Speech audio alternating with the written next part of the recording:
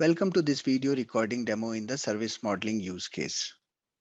Atom in the Paragon automation portfolio provides the stateful service provisioning and orchestration. Stateful service provisioning is used when the service spans across multiple devices. Let's say you want to configure L3 VPN.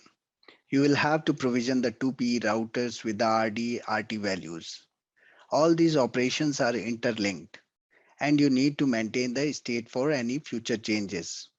Atom uses industry standard Yang model for this. It makes sure all transactions are atomic. That means if one device fails to respond, Atom will roll back changes to all the remaining devices. Atom supports device native Yang model, IETF models, and the open config models. The service models are customizable. Customer can design their own service models without depending on the software vendor.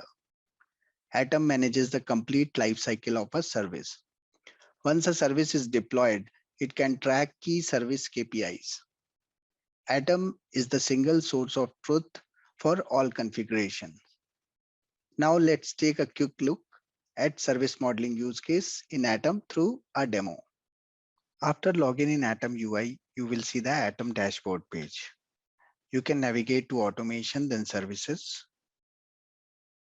Under the services page, first you will see the summary tab, where you can see the compliant and non-compliant services and the services which requires reconciliation. Now to create the services, move to the catalog tab. Here you will see the multiple out-of-box service models. For today's demo, we will use the VPN service model to create the end-to-end L3 VPN service. Now under the services, we have multiple options to create the ELAN, ELINE, and L3 VPN service. Click on the L3 VPN service and use the plus button to create the new L3 VPN service.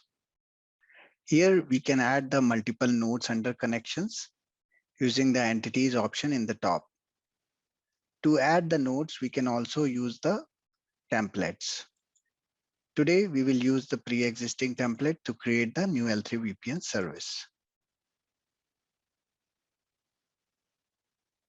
Here you can see that template has been uploaded successfully. And now you can see that 2 nodes added successfully with all the required input for L3 VPN service like VRF name,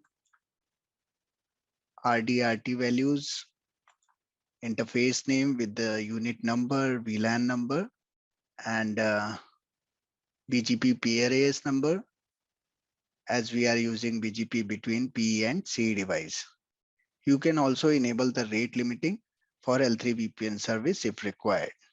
Now click on the create button to provision the end-to-end L3 VPN service. Here you will see that service provisioning task created successfully. You can also monitor the service provisioning task in the task view. You can view the provision status and the L3 VPN service commands for both the end nodes under the details of the task. So here you can see that the service provisioned successfully, and this is the NETCONF payload configuration for both the devices.